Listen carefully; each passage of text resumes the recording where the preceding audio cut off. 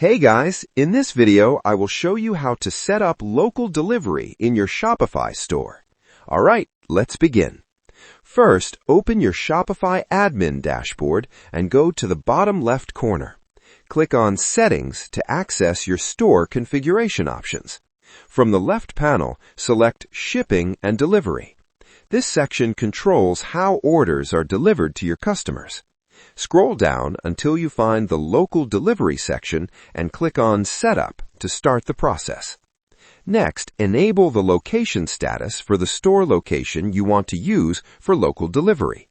Make sure this location is correct because it defines where deliveries will originate. After that, set up your delivery zones. These zones determine the areas where customers can receive local delivery. You can define them by distance, city, or postal codes, depending on your delivery range. Enter this information carefully to avoid delivery issues. If you need more advanced features, you can explore third-party local delivery apps from the Shopify App Store. These apps offer tools like delivery tracking and route planning. Finally, click Save to apply all changes. So, that's basically how you can set up local delivery in Shopify. That's it for this video. Thanks.